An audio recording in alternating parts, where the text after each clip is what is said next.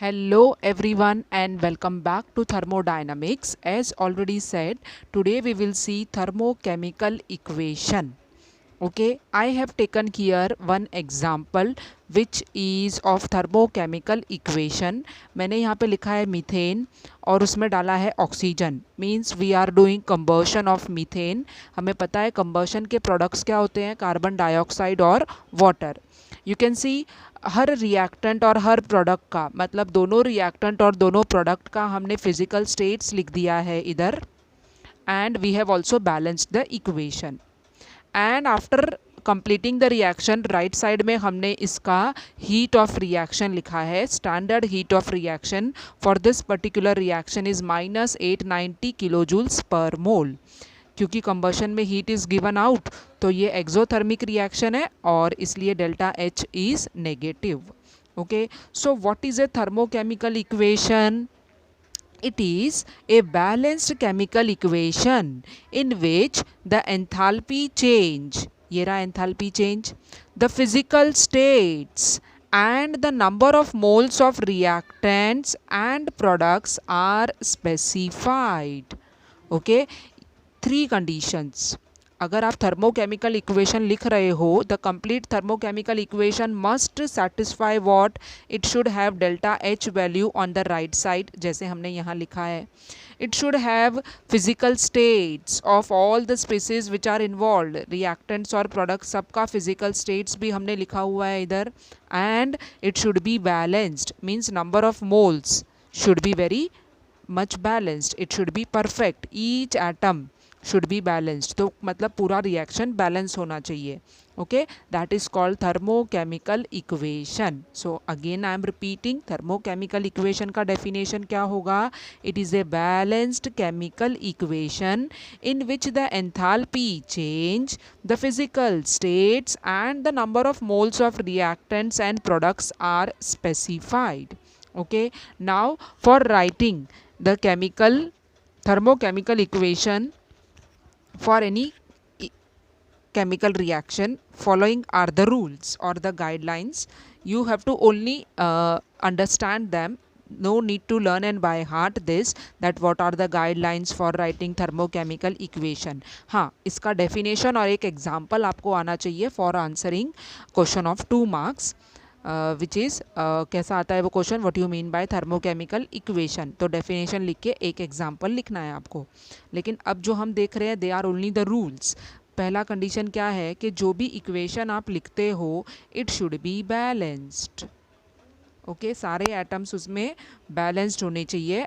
Number of moles of reactants and products सब balance होना चाहिए. सेकेंड है कि ये जो डेल्टा एच वैल्यू है, मतलब enthalpy change in this particular reaction, वो आपको राइट साइड में लिखना है. And you have to give it the sign also, मतलब वो पॉजिटिव है या नेगेटिव है. दिस विल शो वॉट के रिएक्शन एक्सोथर्मिक है या एंडोथर्मिक है. वी नो अगर डेल्टा एच नेगेटिव होगा तो वो रिएक्शन क्या रहेगा? Exothermic, as in this case. Then what is the third rule? You have to specify the physical states. ये सब एक्चुअली हम लोग है ना इन शॉर्ट सब डेफिनेशन में भूल चुके हैं. Physical states of all the reactants and products should be mentioned in the bracket after their chemical formula. Now if you reverse this reaction then the delta H sign also gets reversed. मतलब अगर इस reaction को मैं reverse कर दूँ, okay, this is true actually for any reaction. मैंने ये example लिया है. तो सपोज़ मैं ये रिएक्शन को रिवर्स लिख दूँ ना, लेफ़्ट का राइट और राइट का लेफ़्ट में कर दूँ, तो डेल्टा एच का जो साइन है it will also get reversed. Okay, so if the reaction is reversed the sign of the delta H will be reversed. And what is the last guideline? The coefficients which is indicating the number of moles, if they are multiplied by certain factor then the delta H value is also multiplied. मतलब इस equation को suppose आपने 2 से multiply किया होता तो क्या आएगा? 2CH4, 4O2, 2CO2, 4H2O and delta H will be what? 890 multiplied by 2. So if you multiply the equation by certain factor then you will also multiply delta H value by the same factor.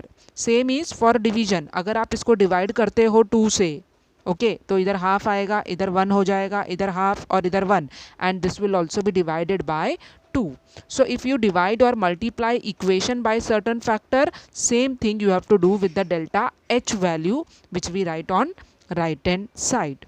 Okay, so that was about thermochemical equation which shows delta H value, the physical states, and balanced equation is called thermochemical equation. Next we come to what? Standard enthalpy of formation. What do you mean by standard enthalpy of formation? The standard enthalpy of formation will be denoted in this way. Standard है तो हमें पता है we need to write 0 at the top, and because this is enthalpy of formation तो आपको इधर F लिखना है, small f after delta sign. Now before coming to the reactions, ये enthalpy of formation का definition, we will see one example. Suppose hydrogen combine करता है oxygen से, तो सबको ही मालूम है क्या बनेगा, it will form water. Okay, and this is called what? An exothermic reactions. -286 kilojoules per mole of heat is given out, and here because oxygen is 2, don't write here 2, क्योंकि यहाँ पे हमें फॉर्मेशन करना है ओनली ऑफ 1 मोल, एक ही molecule बनाना है. ठीक है, मुझे वाटर का एक ही मॉलिक्यूल बनाना है, but still I want to balance oxygen, तो आपको क्या कर देना है, इधर हाफ लिख देना है.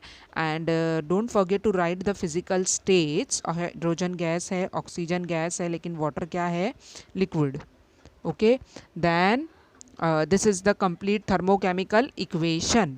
और ये जो है इसका जो एंथैल्पी चेंज है इस रिएक्शन का, it is called standard enthalpy of formation. In this reaction what you need to see, what you need to note कि आपको एक मॉलिक्यूल बनाना है सिर्फ. You need to make only 1 mole of the compound from its constituent elements. अब water में hydrogen है और ऑक्सीजन है, तो हाइड्रोजन का स्टेबल फॉर्म क्या है, गैस, तो मैंने वैसा ही लिखा. ऑक्सीजन का स्टैंडर्ड फॉर्म क्या है, gas, and the compound water is having physical state as what, liquid. Okay, and mention the delta H for the same. So what is standard enthalpy of formation? It is the enthalpy change that accompanies a reaction in which 1 mole of any pure compound in its standard state is formed from its elements also in their standard states. तो water का standard state क्या हुआ, liquid, और हमने इसको किससे बनाया, hydrogen and oxygen, उन दोनों के स्टैंडर्ड स्टेट्स से. Okay, then whatever enthalpy change is involved in this reaction, it is called enthalpy of formation. Okay, now let us see one more example. Suppose मेरे पास कार्बन है, तो हमने देखा था लास्ट टाइम कार्बन का standard state क्या है, solid, which is graphite. Okay, you may right S also here. Carbon in the graphite form, if it combines with hydrogen, जो हमें पता है गैसियस स्टेट में है, and it is producing what, CH4. तो आपको समझ में आ ही गया होगा कि हम बात कर रहे हैं फॉर्मेशन ऑफ मीथेन की फ्रॉम इट्स कॉन्स्टिट्यूएंट एलिमेंट्स. देखो मीथेन में 2 एलिमेंट्स हैं, कार्बन और हाइड्रोजन, और उनका स्टैंडर्ड फॉर्म आपको यहाँ लिखना है लेफ्ट हैंड साइड में. कार्बन का ग्रेफाइट होता है, हाइड्रोजन का गैस होता है, और मीथेन भी एक गैस है, पता होगा आपको, मार्श गैस बोलते हैं उसको. नाउ बैलेंस भी करो रिएक्शन को, तो obviously you will write here 2, and the delta H for this particular reaction is -74.8 kilojoules per mole. Okay, so we know that whenever there is bond formation, energy is given out and delta H is negative. Both these examples show what, standard enthalpy of formation. The first one is for water, the second is for methane. Okay, so enthalpy of formation involves what, formation of 1 mole of a pure compound in its standard state from its constituent elements which are also taken in its standard state. Okay, we will continue next time. Till then, bye bye.